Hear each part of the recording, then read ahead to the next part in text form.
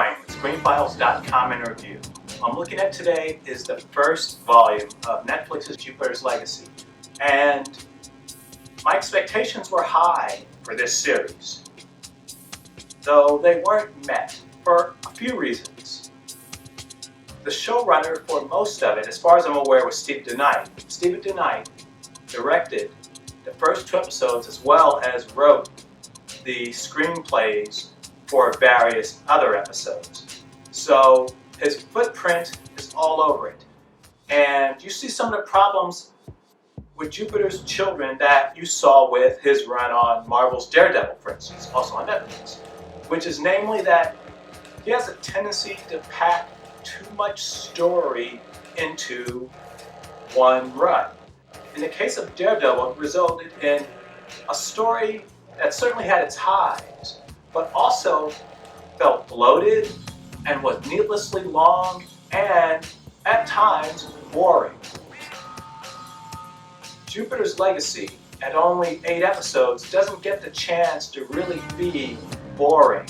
It does get slow at times, but it doesn't really get boring. Though the thing is, the storytelling that DeKnight uses doesn't benefit what he's trying to do. For instance, the first episode is very much exposition. People telling you things as opposed to actually doing them. The entire first episode works on this principle, and it's actually irritating.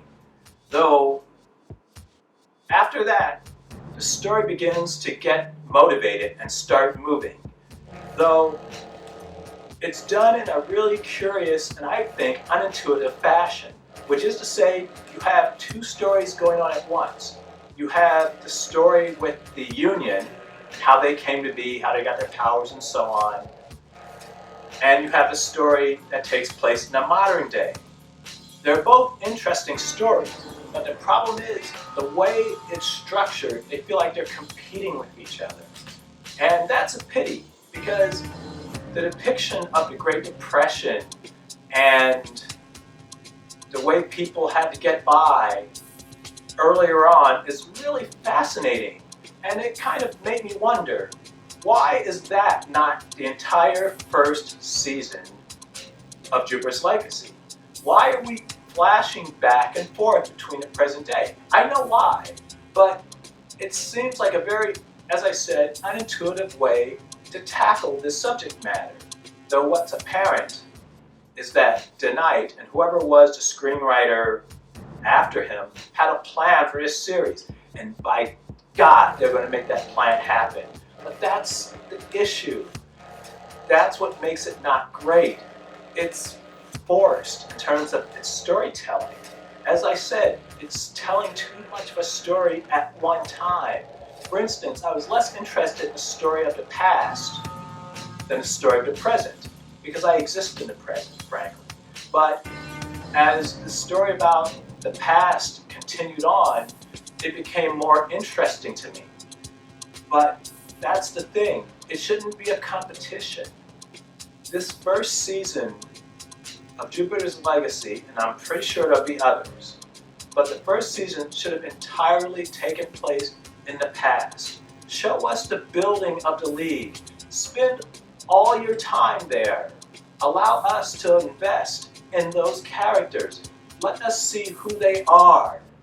And that would make what came afterwards even richer and more worth watching. At this point, around the 6th or the 7th episode, it really starts to get its wind and start moving. But by then, it's too late. And that didn't have to be. Another problem with this show is the costume design. It's not bad, by the way. It's actually quite good. But the problem is, prior to this, I've never heard of any of these characters. I'm not a huge Miller World reader at all. I know of Kick-Ass, I know of Kingsman, though I moved to movies before the comic books that those movies were based on. So I don't know who these people are, and they're not easily identifiable. They look different. I mean, costumes are different colors, are obviously different people, but they don't look different enough to distinguish them. And that's a real problem for me. For instance, I'm willing to bet, I should add, that if you've never seen Spider-Man in your life, ever, if I showed you a picture of Spider-Man, it would make sense to you. Why? Because his costume looks like a web. It's a logical assumption to make that this guy is called Spider something. It just makes sense. The characters in Jupiter's Legacy aren't terribly distinctive in their own right.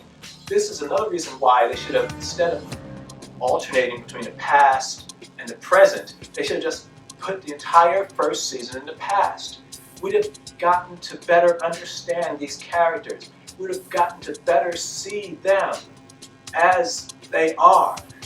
It would have made what came after more effective, but they didn't. So everyone is kind of muddy. And that's weird because their costumes are actually very bright. They're muted, mind you, but brightly colored. But no one is distinctive enough to really tell why they're called whomever they're called. It's a missed opportunity and a pity.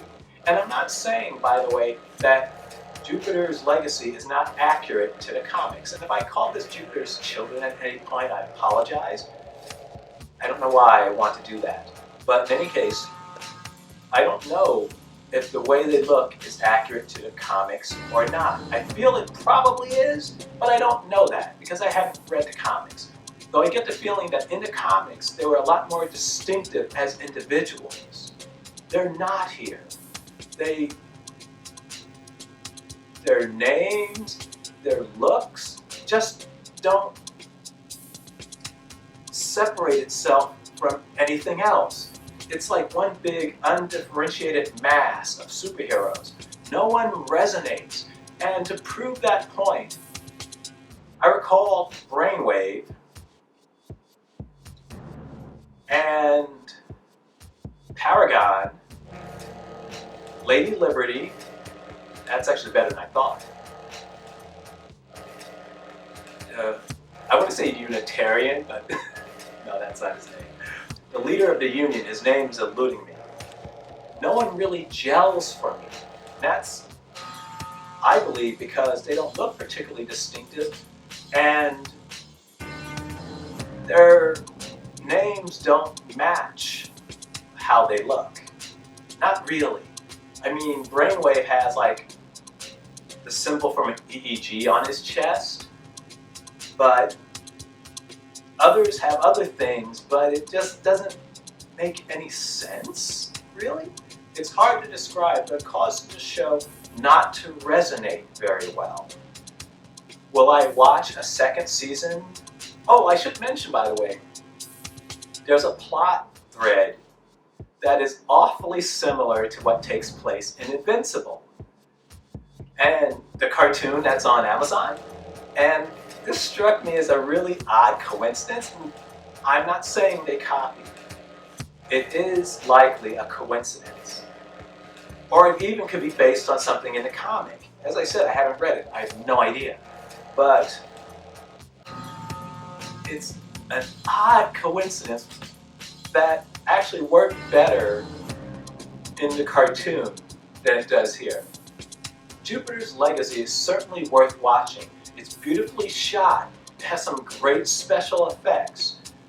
Money has clearly been spent on it, but it's too ambitious for its own good.